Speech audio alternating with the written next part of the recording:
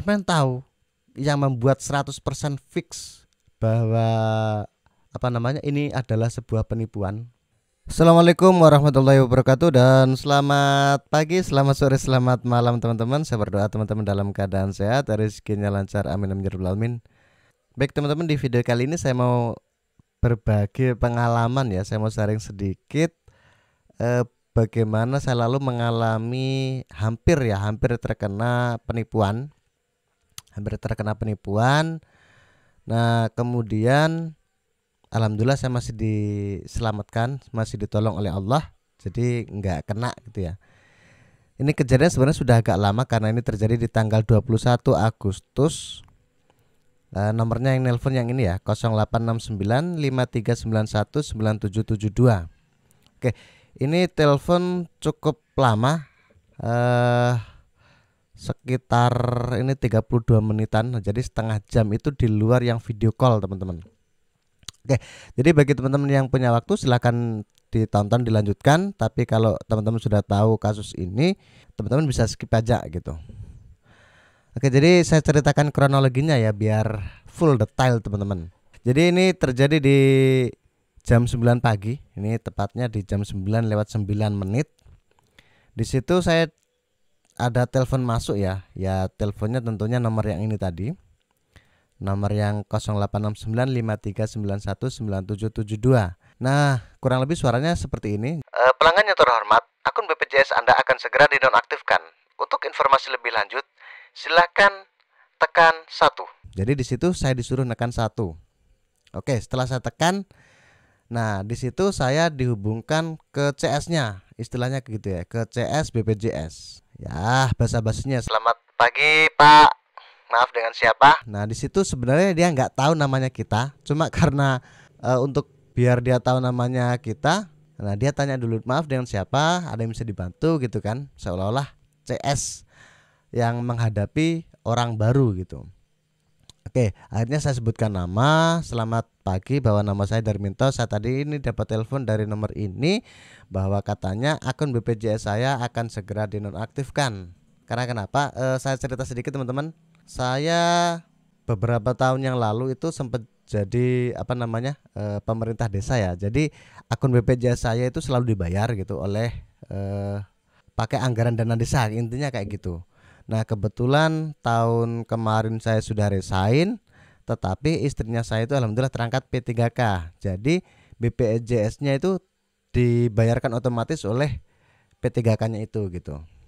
Nah, apa saya pikir gini, masa iya istriku nggak bayarin BPJS kan gitu ya. Nah, karena kita itu setengah panik, kita sudah nggak sempat cek di aplikasi bahwa ini akunnya masih ada apa enggak. Oke. Nah, saya tanya akhirnya, kenapa akunnya itu mau dinonaktifkan? Oke, kenapa akunnya mau dinonaktifkan? Katanya bahwa pada tanggal 9 10 11 akun saya itu telah digunakan mengambil obat yang kategori G. Kategori G itu berarti zat adiktif yang masuk kategori narkoba di 3 rumah sakit yang berbeda. Jadi tanggal 9 10 11 itu katanya saya itu sudah mengklaim obat-obatan jenis G di 3 rumah sakit, yaitu di Rumah Sakit Umum Ali Sadikin kalau nggak salah ya di Bandung itu, kemudian Rumah Sakit Umum Bandung dengan Sucipto kalau nggak salah itu. Oke, karena gini ya, saya tinggalnya di Sulawesi Tengah teman-teman ya, saya bukan dari Pulau Jawa, saya dari Pulau Sulawesi. Nah di situ saya kaget. Terus akhirnya dia bertanya, si penipunya ini tanya, apakah Bapak pernah klaim sebelumnya? Enggak, saya enggak pernah ngeklaim. Bahkan 1 tahun terakhir itu saya enggak pernah sakit. Dan kalaupun sakit itu saya enggak pernah pakai BPJS gitu kan. Yang kedua dia tanya lagi, apakah Bapak setahun ini bepergian ke wilayah Jawa? Saya bilang enggak juga. Saya ke Jawa terakhir itu tahun 2020 sebelum adanya pandemi, saya bilang. Sebelum adanya pandemi itu ke Jakarta, bukan ke Bandung. Dia tanya lagi, apakah biasa berbelanja daring? Mungkin di Shopee, maaf ya kalau saya sebutkan mereknya, di Tokopedia, Bukalapak, Lazada dan lain sebagainya. Saya bilang, iya kalau belanja, saya sering gitu loh. Karena saya juga sempat berjualan. Oh, Bapak sempat berjualan. Apakah Bapak mempunyai rekening di, dia sebutkan banknya di BRI, di Mandiri, di BNI, BCA dan seterusnya. Saya bilang, "Ya, saya punya." Nah, itu titiknya, teman-teman. Kenapa poinnya di situ? Akhirnya dia pancing. Kita tahu Bapak bahwa beberapa waktu yang lalu kementerian kita itu sempat dibobol oleh hacker. Jadi datanya itu sempat dicuri. Nah, gitu. Akhirnya saya percaya karena saya sempat baca berita itu, teman-teman. Terus saya bilang gini, "Jadi apa yang bisa saya lakukan, Mbak?" Jadi Bapak untuk mengaktifkan atau menunda penonaktifan akun BPJS-nya Bapak, saya harus mendapatkan surat surat keterangan dari Polrestabes Bandung katanya gitu. Bahwa Bapak benar-benar tidak mengambil mengambil obat-obatan golongan G tersebut dan menyatakan bahwa akun Bapak diretas, sepertinya kayak gitu kan. Oke. Wah, berarti saya harus datang ke Bandung. Oh enggak Bapak, nanti bisa saya sambungkan ke layanan cepat tanggap atau layanan darurat ya Polrestabes Bandung gitu, teman-teman. Oke, akhirnya saya disambungkan. Ternyata nomornya nggak ganti, teman-teman. Disambungkan ya nomor-nomor ini aja. Makanya di sini teleponnya sampai 32 menit 46 detik gitu ya. Disambungkan. Oke. Di situ yang telepon yang cerita itu lain lagi, itu laki-laki gitu. Jadi ganti, yang tadinya mbak-mbak, cewek-cewek gitu kan. Sekarang ganti pria. Ganti pria. Nah, di situ dia pertanyaannya sama. Ada yang bisa dibantu Bapak gini. Sama, dia tanya, "Oh ya betul, namanya Bapak di sini terdaftar sebagai orang yang tersangka ya, karena Bapak telah mengambil obat-obatan ini dan Bapak juga masuk kategori intinya orang yang dicari gitu, karena berkomplotan dengan," dia menyebutkan namanya, cuma saya lupa ya. Lalu sempat saya catat sebenarnya. Karena ini udah lama jadi saya agak nggak ingat ya, cuma kronologinya saya masih ingat. Oke, intinya bahwa si oknum itu ada satu orang penjahat itu, satu melakukan pencucian uang dan dia menggunakan rekening saya untuk menyimpan uangnya kayak gitu. Jadi biar bersih uangnya. Oke, berarti di sini ada dua kasus, teman-teman. Yang pertama, saya adalah pemakai narkoba gitu ya di situ. Yang kedua, saya sebagai penyimpan dana pencucian uang hasil penjualan narkoba. Di situ dia sempat video call, teman-teman. Dia sempat video call sebelumnya. Dia sempat video call pakai nomor ini, teman-teman. Ini lalu gambarnya ini bukan mbak-mbak ini ya. Iya. Ini lalu gambarnya itu Polrestabes, gambarnya ini logo Polri, teman-teman. Ini kalau teman-teman lihat di sini ada masih tertulis Polrestabes Bandung ya. Kalau yang atas ini kan memang saya yang ngetik pakai nama itu, tapi di sini dia tulis juga Polrestabes Bandung, nomornya 0831 4236 4859. Nah, oke. Ini chatnya. "Selamat pagi. Saya Ibda Reza Kurniawan SIK NRP sekian. Silahkan melakukan panggilan video call." Di sini ada panggilan video callnya, teman-teman. Nah, kurang lebih kayak gini ya. Dia melakukan panggilan video call. Nah, di situ dia pakai seragam Polri, teman-teman. Dia pakai seragam Polri, jadi kayak resmi gitu kan. Akhirnya dia cerita kayak tadi sama, bahwa akunnya saya telah dipakai atau kena hacking ya. Akunnya diretas dan digunakan untuk mengambil akun BPJS-nya untuk mengambil obat-obatan G tadi. Dan yang kedua, akun banknya itu dipakai nyimpen dana pencucian uang hasil penjualan narkoba gitu kan. Nah, di sini dia lemparkan lagi ke atasannya. Jadi saya disuruh membuat surat pernyataan bahwa saya tidak pernah melakukan pengambilan obat-obatan tersebut, dan yang kedua, biar rekeningnya tidak dibekukan, biar aman, itu saya harus membuat surat pernyataan lagi bahwa saya sudah lama menutup akunnya tapi tidak ditutup secara resmi gitu ya. Tidak digunakan tapi tidak ditutup secara resmi gitu. Oke. Nah, di sini dia sudah mengirimkan surat penangkapan. Kalau teman-teman lihat file yang di surat perintah penangkapan polisi, di sini surat pembekuan aset-aset rekening. Ini kalau kita buka teman-teman, isinya itu lucu teman-teman. Oke, isinya lucu. Nah, gini ya. Ini penangkapan bahwa atas nama Darminto, tanggal lahir sekian, umur sekian gitu ya. Cuma dia nggak tanya NIK-nya nggak. Oke. Di sini setelah dapat ini, kalau teman-teman lihat dia sampai tanya asetnya Bapak sekarang berapa. Jadi saya disuruh screenshot rekening aktifnya kita. Ini kita teleponan itu dari jam 9 lewat tadi sampai di sini masih ini setengah 11 ya. Jadi 1 jam lebih. Sempat putus gitu. Oke, setelah putus di sini karena memang ini saya nggak buat-buat, saya bilang ini diselamatkan oleh Allah. Listrik di tempat saya itu padam, mati listrik gitu ya, mati listrik. Nah, cuma masih ada sinyal HP masih bisa gitu. Oke, akhirnya itu, mohon maaf Pak, kenapa sambungan teleponnya dimatikan? Saya bilang saya nggak ada jaringan, saya bilang nggak ada jaringannya. Oke, nah setelah telepon terputus, saya menghubungi kebetulan waktu di desa itu punya beberapa teman Babin Kamtipmas ya, teman-teman polisi yang wilayah tugasnya di desa.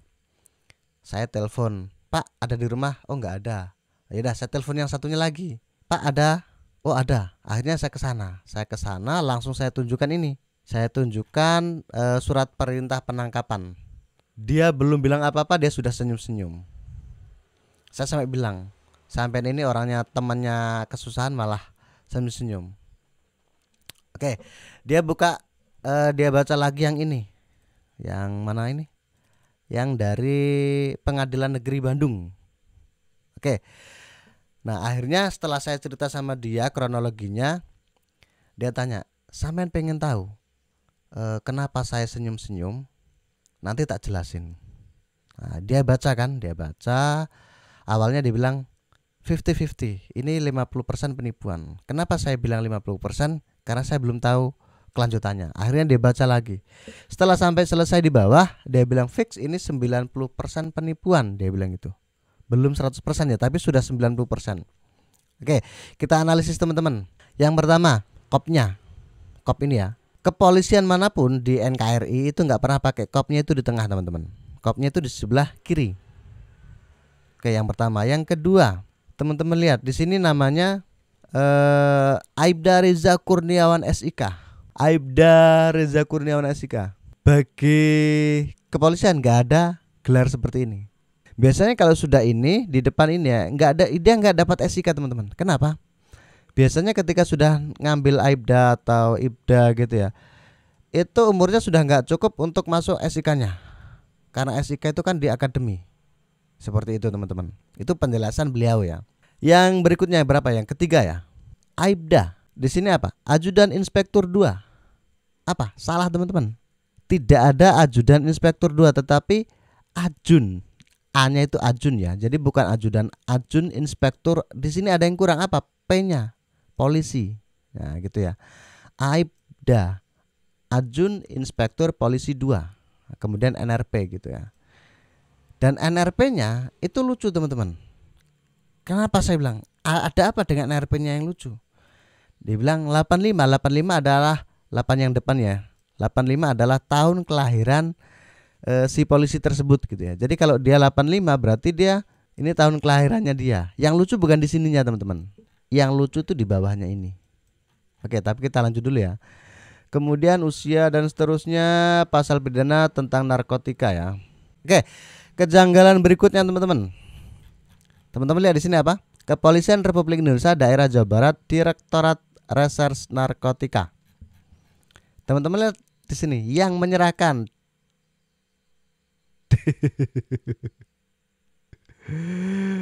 Polda Metro Jaya teman-teman. Polda Metro Jaya. Jadi Jakarta ya. Dan ini stempelnya stempel scanan teman-teman. Saya tahu persis kalau ini pasti scanan. Kenapa? Ya, saya sekarang kerja di bagian desainnya. Jadi kebiasaan saya kalau urusan ini kalau seharusnya kalau scanannya ini dia taruh di bawahnya teks, ya itu lebih bagus itu. Oke. Yang berikutnya di sini adalah AKBP Abdul Rahman SH Ajun Komisaris Besar Polisi. Nah, ini Ajun kan? Bukan ajudan kan? Nah, Ajun. Nah, yang lucu NRP-nya. NRP-nya itu 65. 65 itu berarti tahun kelahiran si polisi tersebut. Tahun kelahirannya 65 itu. Nah, berarti dia sudah pensiun dong. 1 tahun yang lalu. Gitu. 1 tahun yang lalu dia sudah pensiun. Oke. Itu teman-teman ya, kejanggalan-kejanggalan. Terus dia ngakak lagi setelah menjelaskan ini. Sampai tahu yang membuat 100% fix bahwa ini adalah sebuah penipuan. Apa itu, Pak? Sekarang gini. Sampean adalah seorang pencuri. Anggap aja sampean adalah seorang pencuri. Nah, sampean dikasih surat perintah penangkapan. Suratnya dikirimkan ke sampean. Sampean nyurinya di toilet. Kira-kira sampean masih di toilet atau sudah lari keluar daerah? Ya lari lah, Pak. Lah, iya. Masa ya orang mau nangkap seseorang ini ya disuruh untuk diam gitu loh. Jadi pada saat bersamaan si penipu tadi mengirimkan file ini teman-teman, itu sampai dari polisi yang setelah tadi kan awalnya yang terima telepon itu CS ya, CS BPJS ya. Penipu yang mengaku CS BPJS. Kemudian diserahkan ke Polrestabes Bandung di bagian jaga. Kemudian diserahkan lagi di Reses Narkotika gitu. Nah, terakhir teman-teman, dengan alasan untuk membekukan, untuk mencairkan aset, untuk mengamankan asetnya kita yang ada di perbankan, dia menyerahkan lagi ke seseorang atasannya dia. Itu statusnya itu kayak Kapolres lah, minimal Kapolres gitu ya. Kapolres kayaknya belum ke Kapolda, Kapolres seingat saya itu ya. Kapolres. Nah, di situ kita disuruh membuat pernyataan bahwa kita tidak melakukan hal tersebut. Nah, ada satu poin penting teman-teman. Ada satu poin penting. Poin pentingnya apa? Poin pentingnya adalah untuk melakukan pengamanan asetnya kita tadi, kita disuruh membayar sejumlah uang, teman-teman. Gitu. Jadi saking paniknya kita disuruh minta bahwa satu, saya jangan ditangkap karena saya tidak melakukan kejahatan mengambil narkoba dan bekerja sama dengan komplotan penjahat. Yang kedua, biar asetnya aman, kita disuruh bayar tadi itu. Ke mana? Ke mereka, teman-teman. Nah, jadi kurang lebih seperti itu ya teman-teman ya untuk penipuan. Jadi kalau teman-teman dapat nomor aneh-aneh yang kayak ini tadi 0869 dan seterusnya dan mengaku dari BPJS, bahwa teman-teman sebenarnya nggak pernah ngeklaim BPJS, fix itu penipuan. Ya teman-teman bisa laporkan, kalau nomor teleponnya teman-teman bisa laporkan di HP-HP sekarang itu biasanya ada fitur blokir dan laporkan, atau teman-teman bisa laporkan di get kontak biar masuk gitu ya. Jadi yang pakai get kontak biasanya sudah ada itu. Kurang lebih itu aja teman-teman untuk sharing saya. Mudah-mudahan tidak ada yang sampai terkena dengan modus-modus seperti ini. Oke, kita bertemu di video berikutnya. Akhir kalam, assalamualaikum warahmatullahi wabarakatuh. Bye bye.